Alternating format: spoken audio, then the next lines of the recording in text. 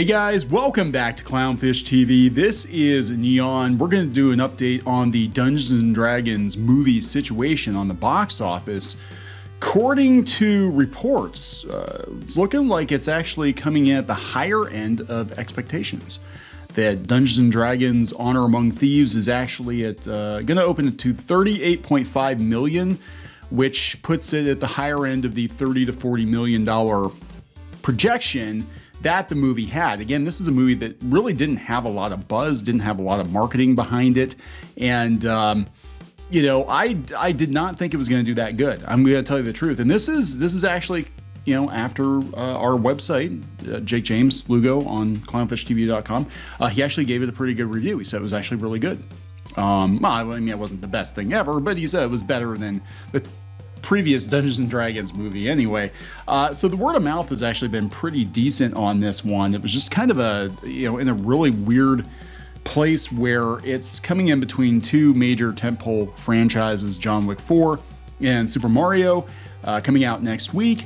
And there's a lot of backlash, a lot of negative sentiment toward Wizards of the Coast and Dungeons & Dragons at this point. And the people working on the movie said some dumb things in interviews, like they were emasculating men or something. Again, none of these things help put butts in seats, you know. It tends to have the opposite effect, but it actually did okay. And, you know, it's interesting, you read the different headlines. I think everybody was kind of bracing for the worst. In fact, I think it was Box Office Mojo maybe said that it was actually going to make less money than Shazam 2. Now, again, this is on a budget of $150 million, and I want to have a couple of caveats in there. It's interesting to look at the headline for The Hollywood Reporter, that it opens to an okay $38.5 million in North America, and that is, what, 71 million global. But then compare that to the New York Post, which is like, it rolls a natural 20 to top the box office, guys. Actually, it wasn't that much of a challenge. If it lost to John Wick Chapter 4 in its second week, that would have been pretty bad. That would have been pretty bad. It's still not great. We're going to talk about this because, again, this movie was expensive to produce, and it's unfortunately placed between John Wick 4 and Super Mario, which is going to destroy everything in its path. And actually, the Hollywood Reporter correctly points out that this is less than the Power Rangers movie made a couple of years ago, and it kind of fizzled at the box office. So even though the opening weekend is good, whether or not this movie has legs is going to determine its fate. And we know that Hasbro's already selling off the production company, which is kind of weird.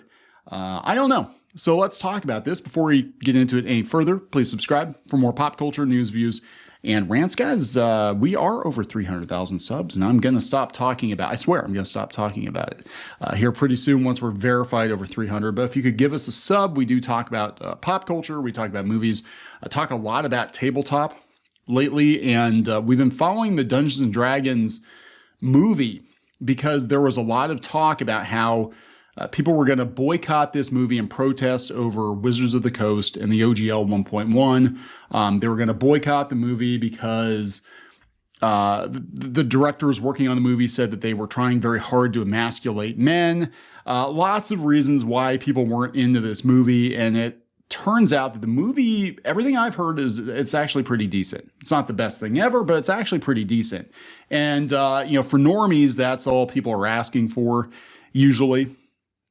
And not everybody is into John Wick. Now, John Wick 4 did phenomenal at the box office, way better than people predicted. But not everybody's into John Wick, so this was a good alternative, I think.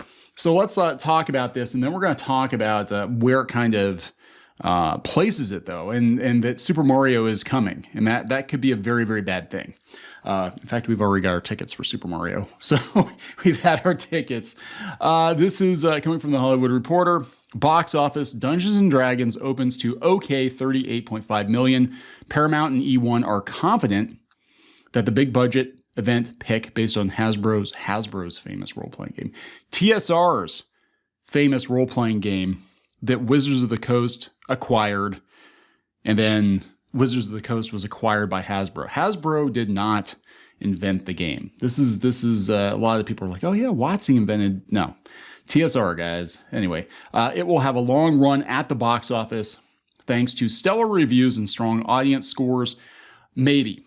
It has a chance to make its money back. They said that they were worried. They were very worried about it. It came ahead of expectations, but will still need strong legs throughout April and into May in order to launch a new movie franchise for Paramount and E1 after costing $150 million to produce it before marketing. So this movie has to make a lot of money. It does. It has to make a lot more than that, but that's actually better than they thought it was going to do. D&D certainly has that chance. It earned stellar reviews and an A- cinema score from audiences. Upcoming spring breaks and the Easter holiday will be another advantage, but adapting games has always been tricky. Last year, Sony's Uncharted debuted to $44 million domestically on its way to ultimately being considered a success. Heading into the weekend, D&D was tracking to open to a muted $30 million domestic. Whatever the ultimate outcome, it expands the overall D&D universe for Hasbro. Overseas, the movie debuted to $33 million from 60 territories, representing 83% of the international marketplace for a global bow of 71.5. That's actually higher than they thought. They thought it was going to be about 60. Paramount is distributing the pick everywhere except for the UK, where E1 is handling it, and E1 is for sale. Regardless, E1 is for sale. So it said more than 60% of the ticket buyers were male, while the largest age group was 18 to 24.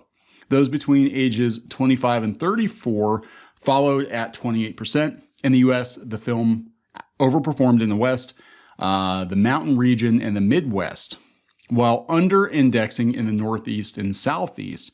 D&D is also over-indexed in Canada for some reason. So they said that it's interesting, though, because the audience for this movie is not the traditional RPG audience, because we're talking it's under 35. So I'm like, are these the kids who are into D&D now because of Stranger Things and Tumblr? I don't know.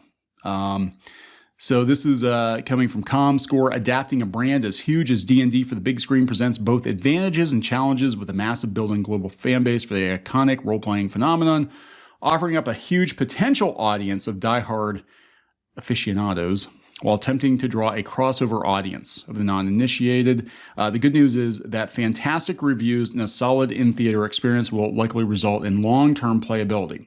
Now, this is the problem. There's a but. There's a but in here. Actually, if you go out to Deadline, though, they've got a different take on it. They actually think that Mario is going to potentially destroy it. So, that's not a good sign. They said that, two movies have controlled the marketplace before. And they said it could be Mario and D&D for the month of April, because Mario skews younger, but a lot of older people are also going to go see Mario. For sure. Now, that doesn't mean that people won't go see both. That's totally possible. So what's interesting, though, is they're comparing this to the Power Rangers movie, from a couple of years ago. They said the whole D&D of it all brings to mind another fan fave repolished IP, which launched in a crowded spring marketplace, and that would have been Power Rangers in 2017. Has it been that long? God, and everybody forgot that movie existed already. I mean, it was like, I remember when it came out, everybody was like, oh my God, Power Rangers movie, and the designs look awful. And then it actually did okay-ish at the box office, and then they just kind of memory hold it. They said it opened, it was made for $100 million. It opened to $40 million, and that was back then, which was considered very good at the time in the face of the second weekend of Disney's live-action Beauty and the Beast. Power Rangers got an A cinema score, but the pick's legs buckled, only doing $85 million stateside and $142 million worldwide. The sequel was never made. Essentially, all the fans for Power Rangers came out on opening weekend. Will that happen with D&D? The only difference between the two is that Power Rangers is a brand whose reputation has been sopped up by TV and the home market. Why go to the theater when it's an IP you can watch at home? Well, D&D is a game that people play at home. I don't know. I don't know how it's going to do. Long term, I have no idea. But they do seem to think that Mario is definitely going to eat its lunch second week. But we have no idea. But there it is. In the interest of fairness, the movie did much better than people thought it was going to do. Will it ever get a sequel? Who the hell knows? It's got to make a lot more money than this, obviously, but it wasn't a complete bomb either. Gonna wrap it up. Please subscribe for more pop culture news, views, and rants, and we'll talk later. Help support the channel.